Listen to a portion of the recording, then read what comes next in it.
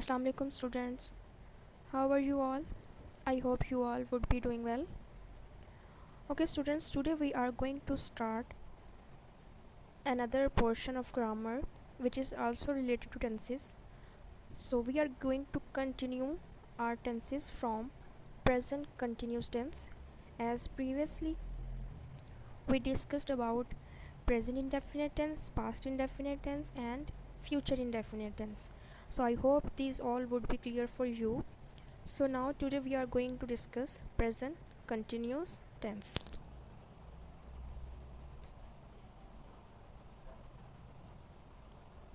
So let's have an overview how to form a present continuous tense, and second one is when to use a present continuous sentences. These two things we are going to see in our whole discussion, and there are also related you can say aspects of discussion as well. It is very good to know that what are vowel and what are consonant. A vowel, the words A, E, I, O and U are called vowel, and all other alphabetic letters are called consonant. Okay, I hope you have understood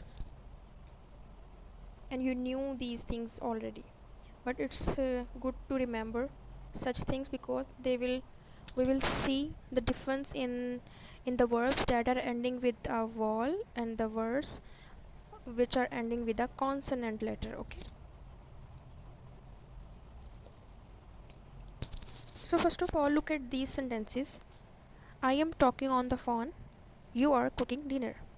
They are in the present continuous tense, and how they are in present continuous tense you will see by their structure.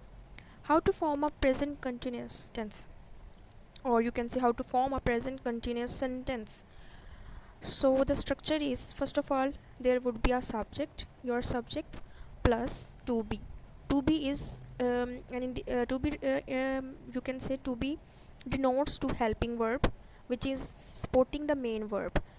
Okay, to be is your helping verb and verb is main. Word itself is a main form of verb, plus you add ing with your first form of verb, and after this ing you will add your object. Although it is not written here subject or object, but it is understood that in our previous lecture we see that subject plus the form of verb, whatever the sentence tense is, according to that you are supposed to add your form and then your object. So it is understood that first of all you will write your subject plus then to be is your helping verb. Helping verbs are am, are, is. Okay, these are the helping verbs that we are going to use in present continuous tense. And work is a verb and we are using ing with first form of verb. Okay, I, you, he and she are your subjects and they are singular, that's why we are using am, are and is with them. So let's read the examples. I am working late, you are talking too fast, he is watching television, she is walking to school.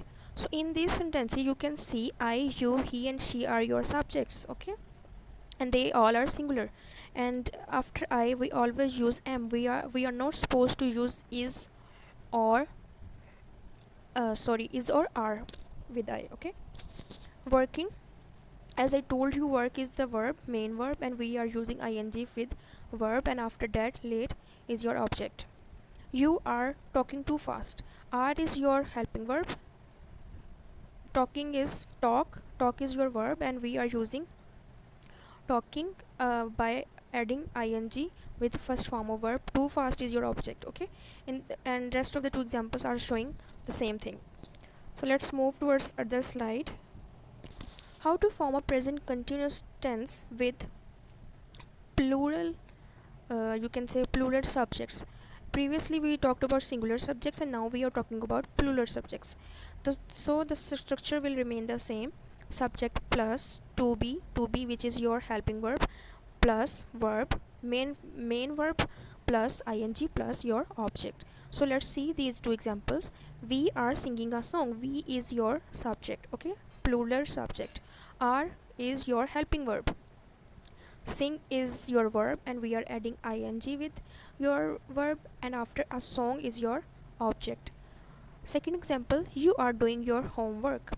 You is your subject, are is your helping verb, do is your main verb, and we are using ing with do, and your homework is your object. So the sentence becomes present continuous tense sentence.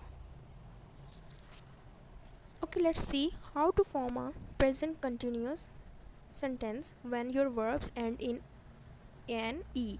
For example, when your verbs are ending with a vowel word, you can say, for example, take and make. At the end of these verbs, you can see the word e is coming, which is a vowel. You will to make it into, when you are going to add ing with them, you are going to drop the last word, which is vowel. For example, if you can see in the very example, I am taking the bus to school. So you are going to drop e from take, and you will add ing only. Okay, I am taking the bus to school, and he is making dinner. So you drop e from make, and then you add ing. In your beginning of your lecture, I told you that it is good to know that what are vowels, and which you call vowel, and what are consonant. So here there is a difference. When your verbs will end with e, which is a vowel, then you are supposed to drop the last word e. Okay, and let's see what happened when the word your verb is ending with a consonant, and before consonant there is a vowel. So one syllable ending in a consonant preceded by a vowel double the consonant. So in this case, what you are supposed to do, you will double the vowel, sorry, double the consonants. In these three verbs, you can see sit.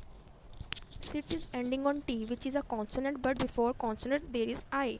Get, the same case is with get, and also the same case with run. So you are supposed to double the last letter t, t and n. You will double them because they are these three words are ending on the letter or ending on a consonant. So before consonant there is vowel, so we will double that consonant, as you can see in these examples. I am sitting outside. You are running fast. It is getting late. We are letting ourselves go. They are swimming in the river. The underlined words, you can see how we doubled the consonant sitting. We are writing SITTING. We are not writing SITING. Okay, then running, then getting, and letting, and swimming. So I hope you have understood the difference, why we are doubling or why we are adding doubling the consonant. Okay,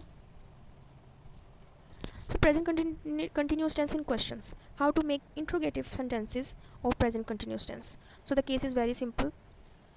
You will bring your helping verb at the beginning of your sentence, then there will be subject plus your first form of verb plus ing plus your object, as it is clear in these examples. Am I getting close? Are you running late? Is he taking a bus? Is she playing the tennis?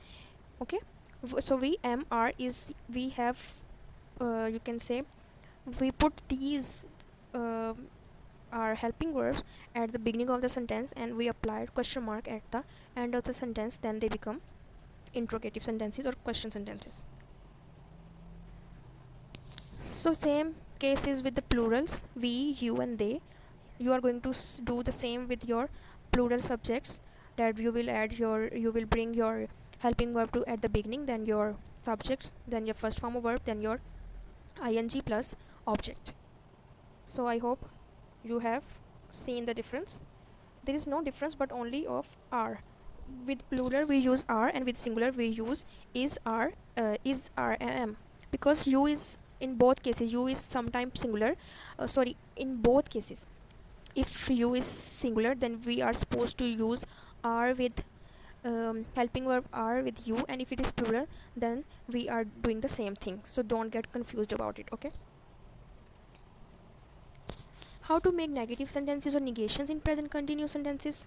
So the case is simple. After your helping verb you will put not, and the rest of the structure will remain same. I am not waiting for you, you aren't looking for me.